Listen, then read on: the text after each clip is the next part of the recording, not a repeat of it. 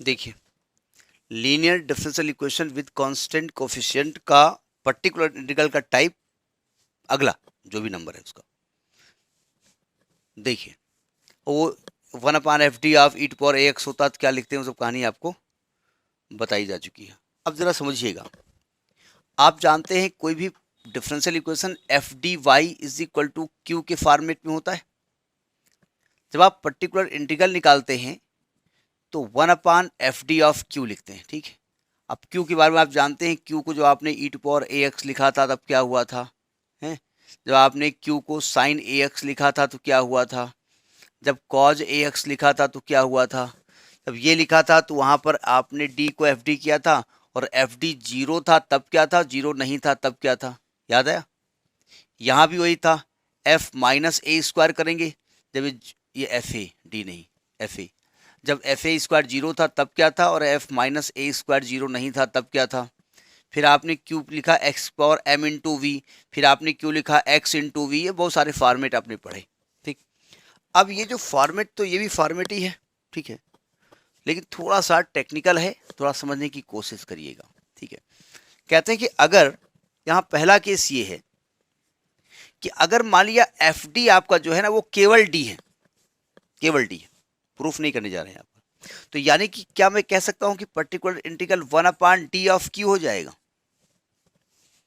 तो 1/d of Q मतलब आप क्या करेंगे, क्यू को यहां पर इंटीग्रेट कर देंगे तो एफ डी आ जाएगा।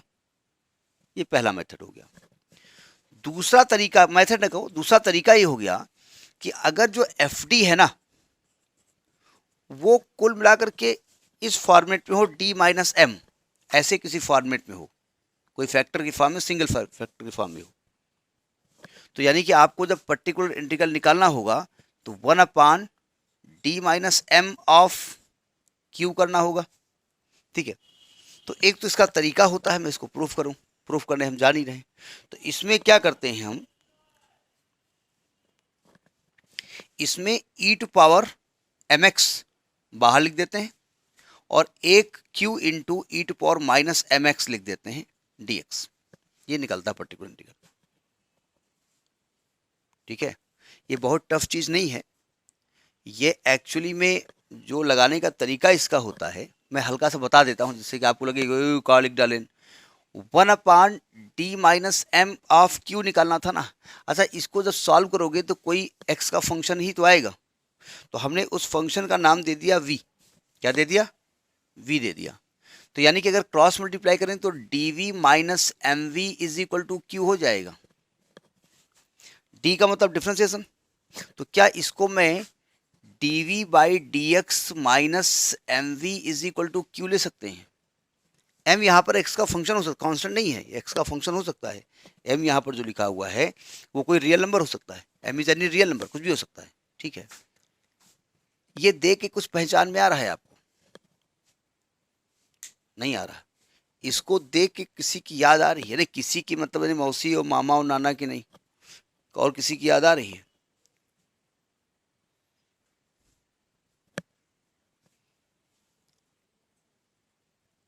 हम इसे फॉर्मूला तो लिख दिया, यही फॉर्मूला है, बोले इतने ठीक है, का है वहाँ हमने तो नहीं कहा था, आप बताओ। नहीं, हम ऐसे ही बता रहे हैं, इसको नहीं याद आई है कुछ, तो फिर ऐसा करो, फिर नहीं अभी मेथड नहीं, आप हर चीज याद करो। मतलब अगर कैट मीन्स आपसे पूछा गया ग्रेजुएशन में, तो बोले बिल्ली कैसे बोलते, बिल्ली तो यार छोटे नर्सरी क्लास में थी, कैट मीन्स कुछ बड़ा बोलते हैं। तो वैसा नहीं है कोई जिराफ हो जाएगा, वो हम बिल्ली भी हो सकता है। आपको याद हो तो हमने बताया था कि जब D Y by D X plus P Y is equal to Q का फॉर्मेट था, ये लीनियर डिफरेंशियल इक्वेशन थी, जिसमें कि आप पर्टिकुलर इंटीग्रल निकालते थे E to power integral M D X. याद आया आप। तो यानी कि यहां पर क्या होगा, पर्टिकुलर इंटीग्रल ये है, लीनियर डिफरेंशियल इक्वेशन है, लीनियर डिफरेंशियल इक्वेशन, जो क्या इंटरमीडिएट में भी आपने पढ़ा, यहां भी आपको पढ़ाया गया। तो इसमें जो पर्टिकुलर इंटीग्रल निकलेगा वो आएगा ई to power integral minus M D X. चूंकि m एक रियल नंबर है, हम शायद अभी x का फंक्शन बोल गए थे, m एक रियल नंबर है, तो इसका आएगा ई to power minus M X, ये पर्टिकुलर इंटीग्रल आएगा, याद है। और जब आप सोल्यूशन निकालते थे, पर्टिकुलर जब निकल आता था तो सोल्यूशन क्या होता था, y into particular integral is equal to q into particular integral का होल इंटीग्रल। याद आया? ये उसका सोल्यूशन निकालने का तरीका था। तो इसका सोल्यूशन क्या निकलेगा, यहां लिख रहा हूं मैं, इसका जो सोल्यूशन निकलेगा वो निकलेगा v into E to power minus M X is equal to Q into E to power minus M X का होल इंटीग्रल। याद आया? और जब E to power minus M X उधर जाएगा तो प्लस में जाएगा, तो आएगा v is equal to E to power M X integral Q into E to power minus M X. वही तो मैं यहाँ लिख रहा हूँ, पर्टिकुलर इंटीग्रल। भाई पर्टिकुलर इंटीग्रल को आपने v माना है ना, v माना है तो v की वैल्यू तो आई है ये। तो ये मेथड होता है, ये मतलब आपने क्या कहा कि पर्टिकुलर इंटीग्रल निकालने के लिए मेथड्स होते हैं। अब हम यहाँ मेथड नहीं याद करते, अब अगर मेथड लगाना सब में शुरू कर दें तब तो पता चला मेथड लगाते हैं हम, पर्टिकुलर इंटीग्रल निकाल रहे हैं। तो इसलिए हम डायरेक्ट फार्मूला यहाँ यूज कर देते हैं। ये फार्मूला जनरल फार्मूला है, ये साइन एक्स हो कॉज एक्स हो कोई फॉर्मेट हो सबके लिए ये एप्लीकेबल होता है। ठीक है, नोट करिए। अब मान लिया आपका एफ डी दो फैक्टर हो जाए, जानू एक साथ नहीं लिख रहे हैं, यानी एक factor m minus M one हो गया और एक factor d minus M two हो गया ऑफ q, ऐसा हो जाए तो क्या इसको ऐसे लिख सकते हो, इसको अगर मैं ऐसे कर दूं d minus M two into one upon D minus M one of q, ऐसे लिखा जा सकता है, कोई दिक्कत? जब इसमें हम ऑपरेट करेंगे तो इसकी वैल्यू क्या है, ई to power M one X integral of Q into E to power minus M one X D X, ये आएगा और इसके साथ फिर ये तैयार हो जाएगा। तो क्या मैं कह सकता हूं ये क्यू लिखा हुआ है, ये पूरा क्यू लिखा है ना, तो अब फिर इसके साथ ऑपरेट करो, ये पूरा क्यू माना जाएगा। तो क्या आएगा, इसका आएगा ई to power M two X into integral E to power minus M two X into Q की जगह रखेंगे उठा करके E to power M one X integral Q into E to power minus M one X D X. इस प्रकार से बढ़ता चला जाएगा ये। ठीक, अगर तीन फैक्टर होंगे डी माइनस एम थ्री भी होगा, तो जब D minus M two operate करोगे तो ये पूरा क्यू हो जाएगा।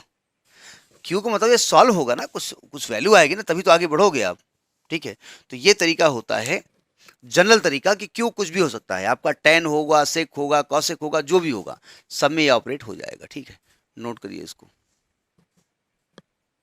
अब मैं एक एग्जांपल लेता हूं, ये डिफरेंशियल इक्वेशन है D two Y by D X square plus A square Y is equal to, अच्छा एक सेकेंड, अभी हम जैसे बता रहे थे कि d माइनस एम वन हो into D minus M two हो into D minus M three हो, तो पहले इसका हमने निकाला, फिर हमका इसको, ये टफ लग रहा था ना, बहुत लेंदी लग रहा था।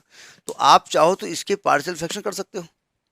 तो पार्शियल फ्रैक्शन में क्या होता है कि a upon D minus M one अलग हो जाएगा, plus b upon D minus M two अलग हो जाएगा, plus c upon D minus M three. अब तो अलग अलग हम कर सकते हैं इसको, तो ये भी हम कर सकते हैं। याद तब आया जब हमको ये क्वेश्चन याद में आया, इसमें करेंगे पार्शियल फ्रैक्शन हम। अब वो ले लियो।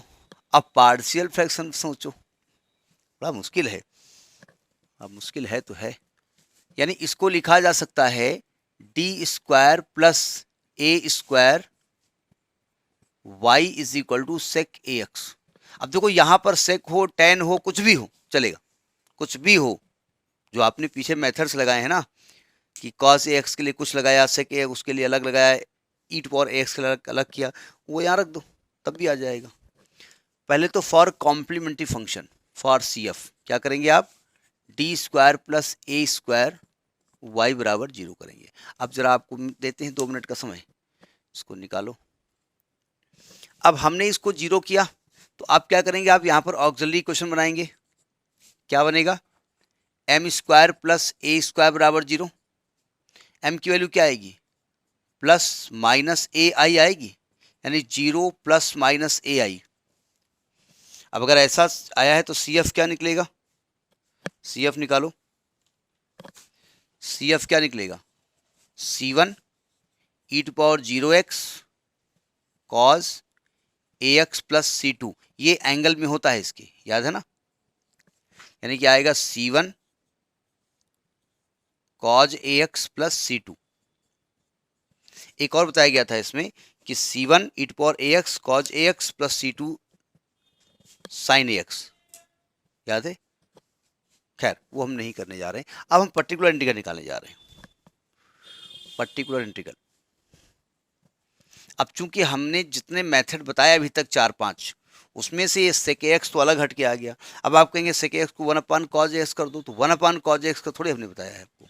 तो देखिए particular integral 1/d² plus a² into sec AX। अब प्रॉब्लम ये है कि ये अभी हम मैं बताएं कि भाई फैक्टर करो, इसके लीनियर फैक्टर होने चाहिए। इसके फैक्टर होने से रहे, क्योंकि फैक्टर तो तब होंगे जब a² माइनस b² का फॉर्मेट हो। तो क्या इसको a² माइनस b² के फॉर्मेट बनाया जा सकता है?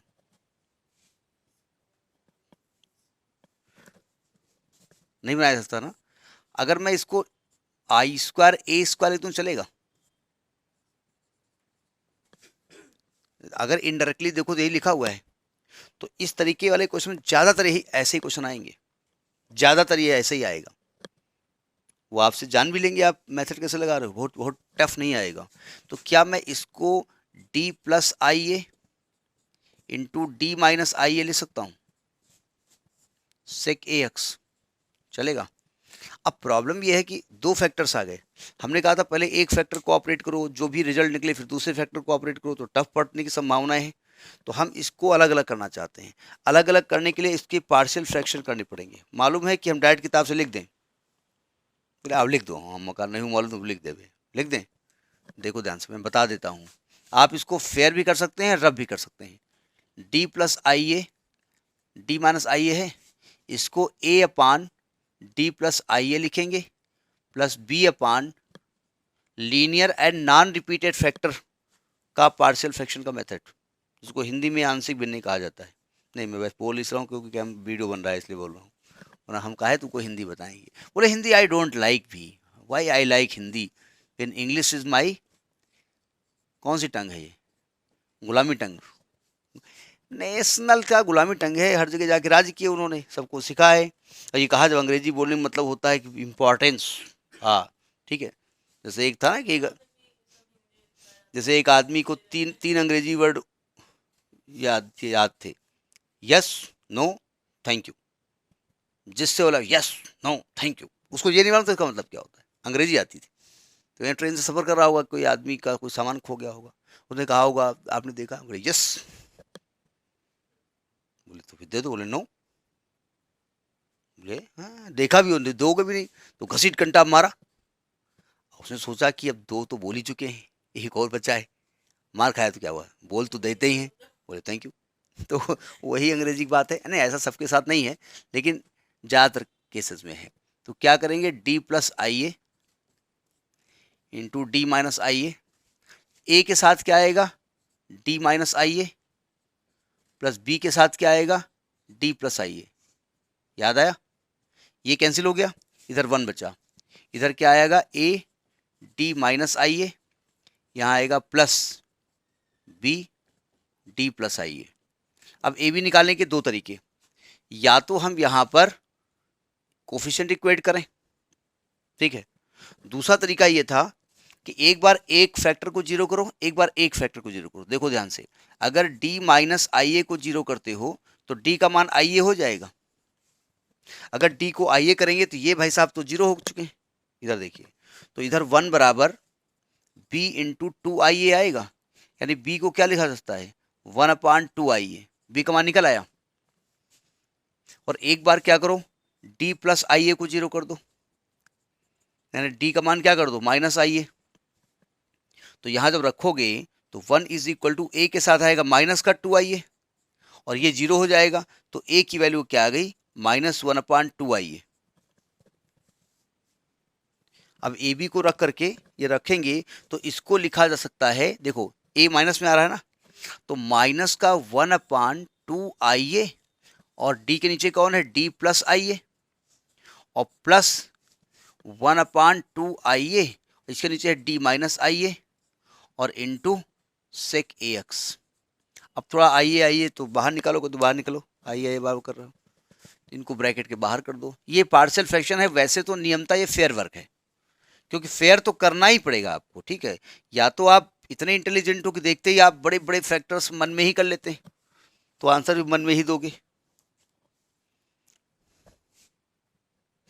तो ऐसा करते हैं, यहाँ पर ये पर्टिकुलर इंटीग्रल निकल रहा है, 1/2 आइए कॉमन ले लेते हैं, ये पॉजिटिव है ये निगेटिव है ना, तो 1/d minus I A minus 1/d plus I A into sec A X, बाहर लिखेंगे सेक ए एक्स, यानी कि इसको अंदर ले जाएंगे तो आएगा 1/2 I A sec A X 1/d minus I A of sec A x minus 1/d plus I A into sec A x.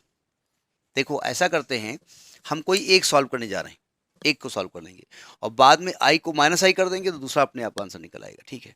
Now 1/d minus I A of sec A x निकालने जा रहे हैं।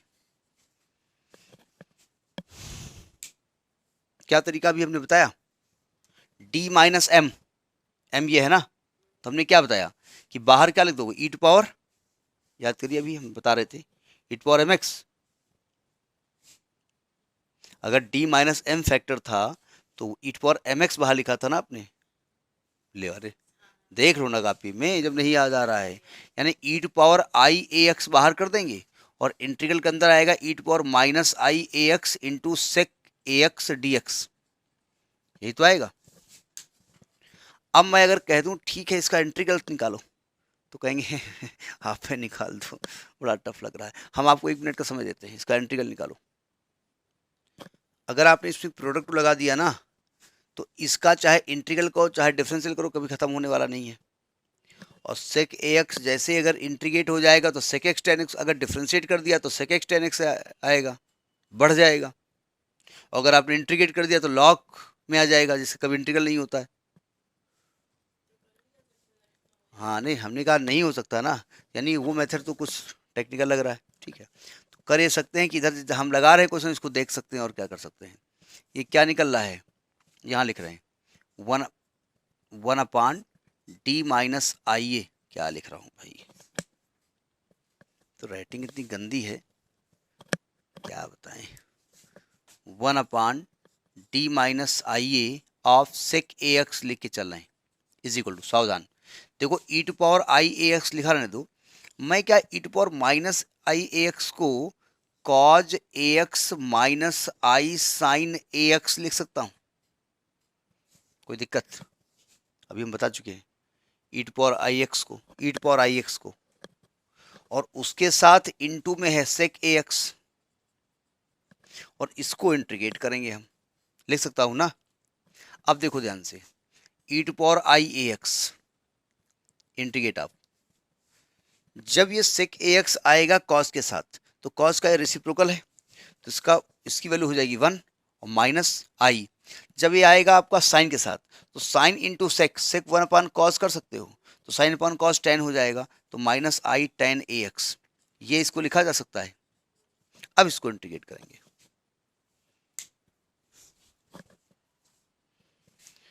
यहां लिख रहा हूं वो, चूंकि हम तो नहीं, ये आपका 1/d minus I A of sec A X निकल रहा है, ई to power I A X लिखा रहने दो। अब देखो ब्रैकेट देखिए, 1 का इंटीग्रल तो x हो जाएगा माइनस आई, टेन ए एक्स का इंटीग्रल क्या होगा, टेन ए एक्स का इंटीग्रल क्या होगा, जो लॉग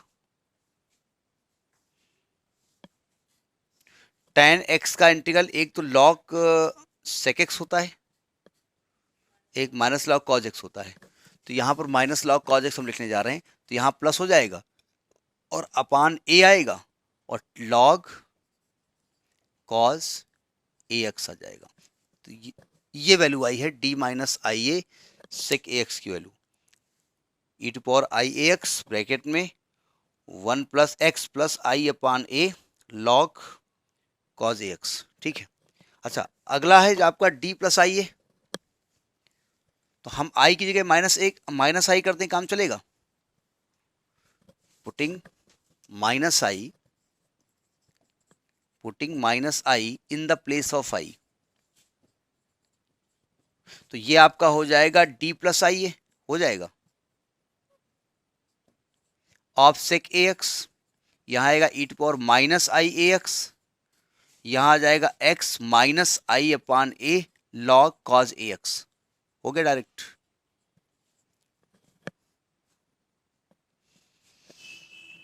आप लिख दो पर्टिकुलर इंटीग्रल। पर्टिकुलर इंटीग्रल क्या था, 1/2 आई ए था, वो अंदर क्या था, 1/d माइनस आई ए था, d minus I A into sec A x minus 1/d plus I A into sec A x, यही था ना। वैल्यू निकाल चुके हैं आप, रख दो उठा करके। तो यहाँ वैल्यू रखेंगे उठा करके, तो क्या आएगी वैल्यू, 1/2 आई ए। जब ये रखेंगे आप d माइनस आई ए की वैल्यू, तो क्या आएगी, e to power I A x तो कॉमन हो जाएगा, e to power I A x common हो जाएगा, तो यहाँ क्या बचेगा, x plus i upon a log cos A x. अब ये वैल्यू माइनस करके लिखना है आपको, तो जब माइनस करोगे तो क्या आएगा, नहीं एक मिनट, गड़बड़ गड़बड़ गड़बड़ गड़बड़, ये वैल्यू अभी इसके साथ आएगी तो, लेकिन ऐसे आएगी, क्योंकि ये भाई साहब जो है ना, ये ई की पावर अलग अलग दे रहे हैं वैल्यू, एक जगह आई एक्स प्लस का है, एक जगह माइनस का है, ठीक है।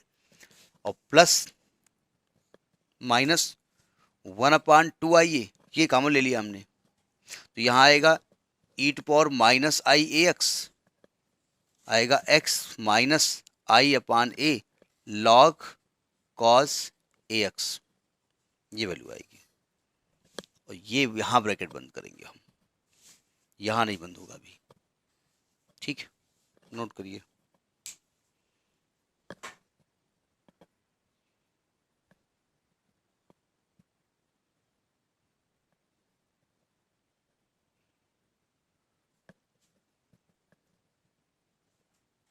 ठीक है, अब थोड़ा सा इसको अमेंड करके लिखिए, थोड़ा सा। बोले अभी अमेंड कितना अमेंड होगा, चिंता न करो, आगे आगे देखो होता है क्या। देखो सावधान, हम 1/a को नहीं छेड़ रहे हैं, बोले छेड़ दो, ले जाओ अंदर, का दिक्कत है, क्या करेगा बाहर बैठ करके।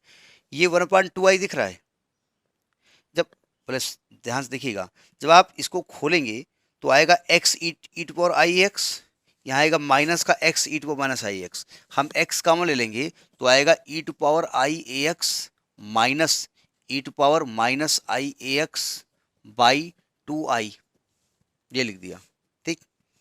यहाँ देखिए हम 2i को अंदर ले जा रहे हैं, 2i को अंदर ले जाएंगे तो i से i कट जाएगा, ठीक है। तो यहाँ क्या बचेगा, थोड़ा सा ब्रैकेट खोल दें कि चीटिंग करके लिख लें, ऐसा करते हैं, लॉग कॉज ए एक्स कॉमन ले लो, ऐसे लिखो ज़्यादा ठीक रहेगा। यहाँ क्या बचेगा, आई अपान ए बचेगा ना, और into E to power I A x बचेगा। अंदर किसको लेके आ रहे हो, अंदर लेके आ रहे हो 2i को, तो 2i अंदर आ गया, इंटू 2i आ गया ना। यहाँ पर माइनस बचेगा, माइनस माइनस प्लस हो जाएगा, यहाँ प्लस बचेगा, आपने लॉग कॉज एक्स कॉमन ले लिया है, तो यहाँ क्या बचेगा, i upon a into 2i into E to power minus I A x. अब बात समझ में आ गई नहीं आ गई, और ये बड़ा सा ब्रैकेट बंद हो गया, बस केवल कैलकुलेशन कर रहे हैं और कुछ नहीं कर रहे हैं। बोले कुछ नहीं कर रहे तब तो हालत ख़राब है, अभी पता चला कैलकुलेशन साथ साथ भी प्लस माइनस भी होता था और दिक्कत हो जाती है। अब जरा देखो ध्यान से, कुछ कैलकुलेट कर लीजिएगा, 1/a एक्स, ये क्या लिखा है, ई to power i x minus e to power minus i x upon 2i, ये साइन ए एक्स लिखा हुआ है, ये साइन ए एक्स लिखा हुआ है। कैसे, e to power i x का फॉर्मूला होता है cos x plus i sine x, याद है, और e to power minus i x का फॉर्मूला होता है कॉज एक्स माइनस आई साइन एक्स। अगर दोनों को आप एक बार माइनस कर दीजिए, माइनस करोगे तो ये माइनस ये प्लस, ये कट जाएगा और यहाँ क्या आएगा, ई to power i x minus e to power minus i x is equal to 2i sine x आएगा और 2i को अपान में ले आओ। तो देखिए साइन एक्स को क्या लिख सकते हैं, e to power i x minus e to power minus i x point 2i लिख सकते हैं।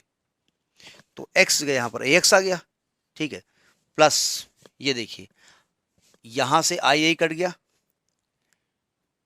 1/a बाहर कर दो, 1/a लॉग कॉज एक्स। अगर दोनों को ऐड कर देते तो ये कट जाता, तो e to power i x plus e to power minus i x बराबर 2 कॉज एक्स आएगा। तो कॉज एक्स का मान आएगा ई to power i x minus e to power plus e to power minus i x by 2, यानी ये cause ए X लिखा हुआ है। आ गया आंसर। अच्छा वेट कर रहे थे, आंसर आया, बस काम चले हैं, हम भी फ्री हूँ। थोड़ा कॉज अलग करिएगा, लॉग के साथ नहीं है ये लॉग कॉज एक्स कॉज, एक मिनट बड़ा गंदा लिख रहे हैं, यह है लॉग कॉज ए एक्स और ये अलग से आया है कॉज ए एक्स। तो इसको आप थोड़ा असाइनमेंट करके लिख दो, 1/a को अंदर ले जाओ, ये यही लिखा, कोई दिक्कत नहीं। अब ये तो आया पर्टिकुलर इंटीग्रल, अब जब y निकालोगे तो C F plus P I कर देना, आपका आंसर आ जाएगा। ये आप डाइट करिएगा, ठीक है, थैंक यू।